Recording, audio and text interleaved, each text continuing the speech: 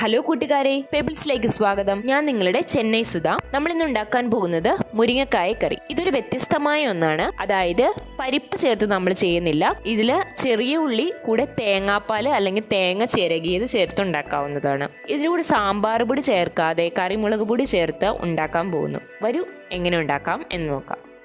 ആവശ്യമായ ചേരുവകൾ: 200 ഗ്രാം അളവ് ചെറിയ ഉള്ളി, ഇതിന് അരമുറി തേങ്ങാപ്പാലും ചേർക്കാവുന്നതാണ്. ഇതിന് ഞാൻ ഡയറക്റ്റ് തേങ്ങ ചേർത്ത് അരയ്ക്കാൻ പോവുകയാണ്. ഇതിന് വേറെ ടേസ്റ്റ് ആയിരിക്കും. നിങ്ങൾക്ക് ലിക്വിഡ് ആയിട്ട് വേണമെങ്കിൽ തേങ്ങാപ്പാൽ യൂസ് ചെയ്യാവുന്നതാണ്. ഇതിന് എന്തെല്ലാം മസാല ചേർക്കാൻ പോകുന്നത് നോക്കാം. 3/4 ടീസ്പൂൺ അളവിന് മുളക് പൊടി, 2 ടീസ്പൂൺ കറി മുളക് പൊടി, 3 ടീസ്പൂൺ മല്ലിപ്പൊടി. ഇത് നമ്മൾ നല്ലോണം വറുത്തിട്ട് അരച്ചിട്ട് തനിയെ എടുത്ത് വെക്കാം. ഇനി വഴറ്റാനായിട്ട് ആവശ്യമായവ: ഒരു സവോള ചെറുതായി അരിഞ്ഞത്, കറിവേപ്പില, കുറച്ച് കായം, 2 തക്കാളി ചെറുതായിട്ട് അരിഞ്ഞിട്ട് ചെറുതായിട്ട് അരച്ചെടുത്തത്, ഒരു വലിയ അളവിന് വാളംപുളി വെള്ളത്തിലിട്ടത്, 4 മുരിങ്ങക്കായ ഈ സൈസിൽ കട്ട് ചെയ്തത്. ഇനി എങ്ങനെ ഉണ്ടാക്കാം നോക്കാം. ഇനി ഒരു മൺചട്ടിയിൽ 2 ടേബിൾ സ്പൂൺ എണ്ണ ഒഴിക്കാം. ഇതിലേക്ക് ചെറിയ ഉള്ളി ഇട്ട് നല്ലോണം വഴറ്റുക. ഇത് നല്ലോണം വഴറ്റണം. ഒരു 1/2 ടീസ്പൂൺ അളവിന് ജീരകം ചേർക്കാം. ഒരു 10 കുരുമുളക്. ഇത് 1 മിനിറ്റ് വരെ നല്ലോണം വഴറ്റണം. ഇനി തക്കാളി നമുക്ക് അരച്ചെടുക്കാം.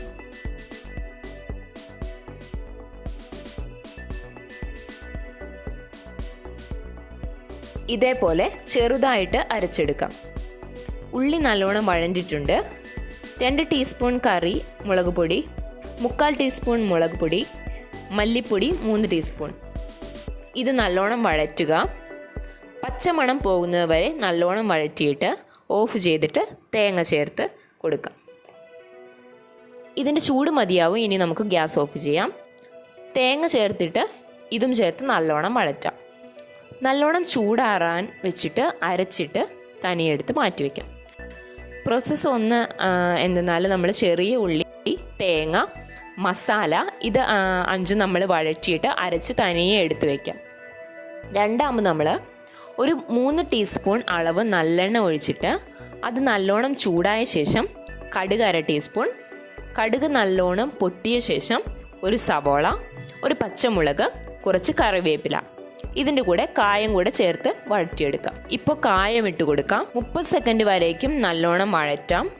അരച്ച് വെച്ചിരിക്കുന്ന തക്കാളിയും ചേർത്ത് കൊടുക്കാം. ഇത് 30 സെക്കൻഡ് വരേക്കും നല്ലോണം വഴറ്റിയ ശേഷം മുരിങ്ങക്കായും ചേർക്കാം. ഇപ്പോൾ മീഡിയം ഫ്ലെയിമിലേക്ക് മാറ്റാം. 30 സെക്കൻഡ് ആയിട്ടുണ്ട്. കട്ട് ചെയ്ത് വെച്ചിരിക്കുന്ന മുരിങ്ങക്കായ ചേർത്ത് കൊടുക്കാം. ഇപ്പോൾ മുരിങ്ങക്കായ ചേർത്തിട്ടുണ്ട്. ആവശ്യത്തിന് ഉപ്പും ചേർത്ത് കൊടുക്കാം. കല്ലുപ്പ് 3/4 ടീസ്പൂൺ അളവിന് ചേർത്തിട്ടുണ്ട്. ഇതൊരു മിനിമം 7 മിനിറ്റ് വേവണം. അതായത് മുരിങ്ങക്കായ നല്ലോണം വേവണം. ഒരു 5 മിനിറ്റിൽ നല്ലോണം വെന്ത ശേഷം നമുക്ക് പുളിവെള്ളം ചേർത്ത് കൊടുക്കാം. 5 മിനിറ്റ് ആയിട്ടുണ്ട്. ഇപ്പോൾ മുരിങ്ങക്കായ പാതി അളവിന് വെന്തിട്ടുണ്ട്. ഇപ്പോൾ നമ്മൾ അരിച്ചു വെച്ചിരിക്കുന്ന പുളിവെള്ളം ചേർത്ത് കൊടുക്കാം. നമ്മൾ ഉപ്പ് ഓൾറെഡി ചേർത്തിട്ടുണ്ട്. ഇതിൽ വേണമെങ്കിൽ നമ്മൾ ചെക്ക് ചെയ്തിട്ട് ആവശ്യമെങ്കിൽ ചേർത്ത് കൊടുക്കാവുന്നതാണ്. ഇത് നല്ലോണം വേവണം. ഇതൊരു 5 മിനിറ്റ് നല്ലോണം തിളയ്ക്കണം. ഇനി മൂടി വയ്ക്കും. ഇപ്പോൾ എണ്ണ ചെറുതായിട്ട് തിരിഞ്ഞു വരുന്നുണ്ട്. ഈ സമയത്ത് നമ്മൾ മുന്നേ അരച്ചു വെച്ചിരിക്കുന്ന ചെറിയ ഉള്ളി, തേങ്ങ ചേർത്ത് കൊടുക്കാം. ഇത് നല്ലോണം മിക്സ് ചെയ്യുക. കുറച്ച് വെള്ളം ചേർത്ത് നല്ലോണം തിളയ്ക്കാൻ വെക്കണം. ഇതൊരു 7 മിനിറ്റ് വരെ നല്ലോണം തിളയ്ക്കണം. അതായത് തിളച്ചതിന് ശേഷം 7 മിനിറ്റ്. ഇപ്പോൾ നമുക്ക് വെള്ളം ഒഴിച്ചു കൊടുക്കാം. ഇനി കുറച്ചുകൂടെ ഉപ്പിട്ട് ഒരു 7 മിനിറ്റ് വരെ തിളയ്ക്കാൻ വെക്കാം. ആവശ്യത്തിന് ഉപ്പ് ചേർക്കുക. ഇനി നല്ലോണം തിളയ്ക്കണം. 7 മിനിറ്റ് ആയിട്ടുണ്ട്.